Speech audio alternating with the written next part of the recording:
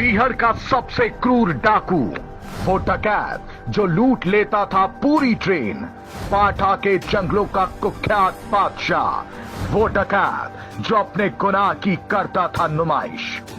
एक वक्त था जब बीहड़ का नाम सुनते ही डकैतों की छवि चेहरे के सामने उभर आती थी। बीहड़ और डकैत दोनों एक दूसरे के पर्याय बन चुके थे।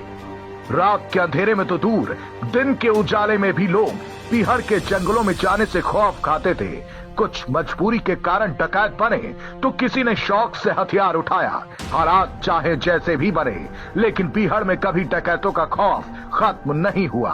वक्त के साथ हर दौर में बीहड़ अलग अलग डाकुओं के अपराध का गवाह बनता गया। वैसे तो आमतौर पर डकैत खुद को दुनिया के सामने लाने से बचते थे। इसी वजह से डकैतों की कम ही फोटो प्रशासन के पास भी मौजूद थी। लेकिन एक डकैत ऐसा भी हुआ जिसने न सिर्फ क्रूरता की सारी हदें पार की, बल्कि वो खुद अपने गुनाहों की वीडियो बनवाता, सोशल मीडिया पर जारी करवाता। मकसद सिर्फ एक, लोगों में अपने नाम की दहशत पैदा करना। साल 1979 ये वो दौर था जब बीहड़ में डकैतों का आतंक अपने शबाब पर था। इसी साल चित्रकूट के डोडा टिकरिया गांव में एक बेहद ही गरीब परिवार में एक बच्चे का जन्म होता है।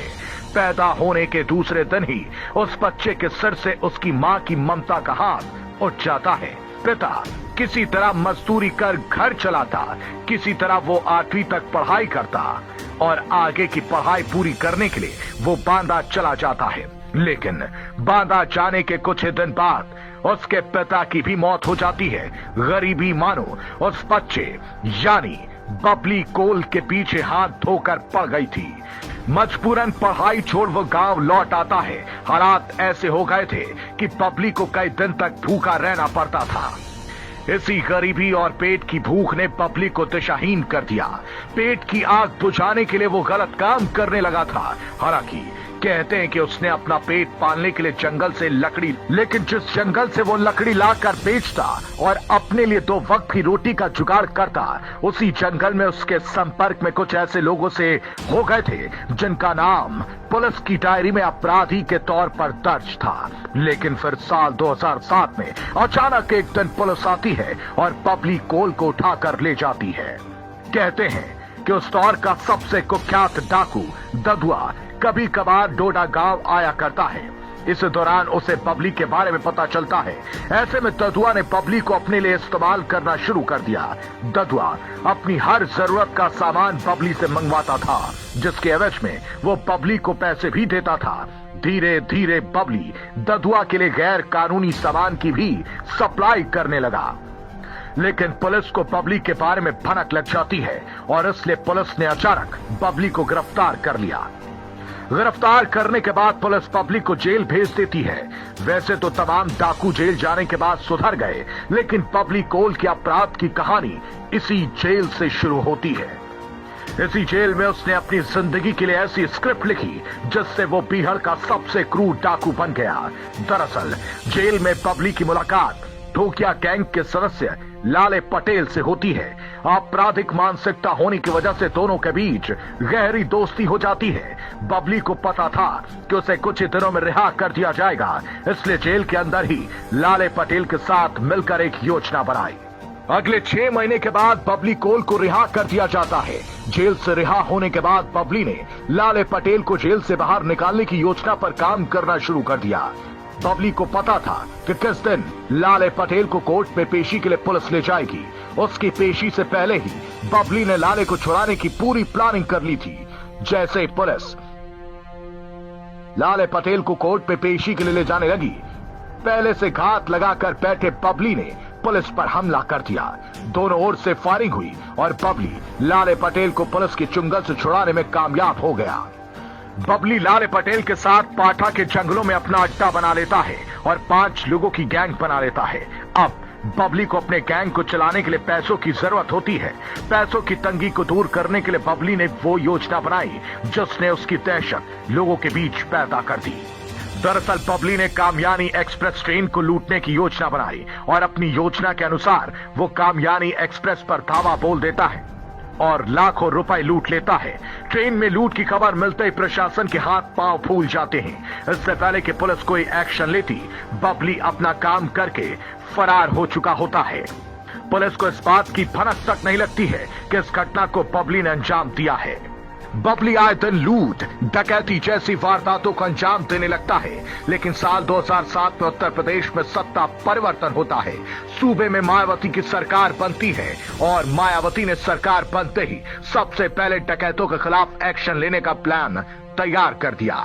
उस दौर में कई डाकू या तो हथियार डाल देते थे या फिर मुठभेड़ में मारे गए थे। बबली को भी प्रशासन का डर सताने लगा। फिर उसने फैसला किया कि वो कुछ दिनों के लिए उत्तर प्रदेश छोड़कर एमपी की जंगलों में पनाह लेगा और अगले 5 सालों तक वो एमपी में खूब दहशत फैलाता है। आए दिन लूट, हत्या और अपहरण जैसी घटनाओं को अंजाम देने लगा। कहते हैं कि जब उत्तर प्रदेश में मायावती की सरकार रही, बबली कोल ने उत्तर प्रदेश की धरती पर कदम नहीं रखा, लेकिन साल 2012 में प्रदेश में एक बार फिर सत्ता परिवर्तन होता है और सूबे की कमान समाजवादी पार्टी के हाथ में आती है और इसी के साथ बबली कोल की एक बार फिर उत्तर प्रदेश में एंट्री होती है। और आते ही उसने एक ऐसा कांड किया जिसने उसे बिहार का बादशाह बना दिया। दरअसल बबली ने टिकरिया गांव के 5 लोगों को एक साथ एक लाइन में खड़ा कर पहले तो उन लोगों की नाक काट दी, फिर उनके हाथ और पांव में गोली मार दी। बबली ने क्रूरता की हद तो तब पार कर दी जब इससे भी बबली का मन नहीं भरा तो उसने 5 के ऊपर पेट्रोल डालकर उन्हें आग के हवाले कर दिया। बबली पहला डकैत था जो अपने जुर्म की नुमाइश करता था। उसने इस घटना को रिकॉर्ड करवाया और सोशल मीडिया पर शेयर करवा दिया। इस घटना ने कई जिलों में बबली कोल की दहशत फैला दी थी। कहते हैं कि इधर सूरज ढलता था और उधर लोग अपने अपने घरों में कैद हो जाया करते थे, क्योंकि सूरज ढलने के बाद ही बबली के दिन की शुरुआत होती थी और फिर शुरू होता था अपराध का नंगा नाच। इस घटना के बाद उत्तर प्रदेश सरकार ने बबली के ऊपर 5 लाख रुपए इनाम घोषित कर दिए, जबकि एमपी सरकार ने 1 लाख रुपए के इनाम की घोषणा की थी। बबली पर अब तक 50 से ज्यादा हत्या, 24 अपहरण सहित करीब 150 मामले दर्ज हो चुके थे। बबली की हिम्मत का अंदाजा इसी से लगा सकते हैं कि उसने बकायदा अपने नाम का लेटर पैड जारी किया था। कहते हैं कि वो लेटर पैड पर सिर्फ रकम लिखकर व्यापारियों के पास भेजता और व्यापारी बिना कुछ कहे चुपचाप से उतनी रकम पहुंचा दिया करते थे। इधर यूपी और एमपी की एसटीएफ बबली को गिरफ्तार करने के लिए बिहार की खाक छान रही थी। एक बार की बात है, पुलिस बबली की तलाश में बिहार में थी, तभी पुलिस का बबली से आमना सामना हो गया और पुलिस को मुंह की खानी पड़ी। फिर आया साल 2018 जब यूपी और एमपी की पुलिस ने बबली को गिरफ्तार करने के लिए ज्वाइंट ऑपरेशन चलाया। पुलिस और बबली के बीच मुठभेड़ हुई और जानकार बताते हैं कि इस मुठभेड़ में बबली ने थाना प्रभारी समेत पुलिस के 4 जवानों की निर्मम हत्या कर दी। इस घटना के बाद पुलिस बबली के सामने जाने से भी कतराने लगी थी। दरअसल बबली इसलिए भी पुलिस की चंगुल से बचता रहा क्योंकि ना तो उसने कभी परिवार बनाने की कोशिश की, ना ही वो कभी फोन का इस्तेमाल करता था, जिसकी वजह से ना तो परिवार के प्रति संवेदनशीलता, ना ही फोन के जरिए ट्रैक हो पाने की कोई गुंजाइश। यहाँ तक कि उसने अपने गैंग के तमाम सदस्यों को भी फोन नहीं रखने का आदेश दे रखा था। लेकिन कहते हैं कि जुर्म चाहे कितना भी फल फूल जाए, लेकिन अंत तो निश्चित ही होता है। ठीक ऐसा ही हुआ बबली कोल के साथ। सितंबर 2019 में एमपी के सतना जिले के धारकुंडी थाना क्षेत्र के हरसेठ गांव के अवधेश द्विवेदी नाम के एक किसान को अगवा कर लिया जाता है और फिरौती के लिए 50 लाख रुपए की मांग की जाती है। इस घटना के बाद एमपी के मौजूदा मुख्यमंत्री कमलनाथ पूरी तरह से एक्टिव हो जाते हैं और बबली के खात्मे के लिए पाठा के जंगलों में पुलिस की 6 टीमों को उतार देते हैं। उस वक्त के आईजी चंचल शेखर को इसकी जिम्मेदारी सौंपते हैं, लेकिन पुलिस के लिए मुश्किल ये था कि ना तो बबली अपने पास फोन रखता था, ना ही उसकी कोई हाल की तस्वीर पुलिस के पास थी। ऐसे में पुलिस ने मुखबिरों का सहारा लिया। एक दिन मुखबरी के जरिए पुलिस को बबली के लोकेशन का पता चल जाता है। बदरसुआ से लेकर लेतरी के जंगलों तक पुलिस और बबली के बीच जोरदार मुठभेड़ होती है। कई घंटों की मुठभेड़ के बाद बबली और उसका साथी ढेर हो जाता है और इसी के साथ खत्म होती है बिहार के बादशाह के आतंक की कथा। बबली के खात्मे से न सिर्फ प्रशासन बल्कि व्यापारी और आम आदमी ने भी चैन की सांस ली। नखरे वाला बेटा हो या डाइटिंग वाली बेटी, डायबिटिक दादाजी हो या वेजिटेरियन मामा जी, सबको मिलेगा उनकी पसंद का खाना बस एक क्लिक पर। Download Rail Restaurant app and get tasty foods on your seat.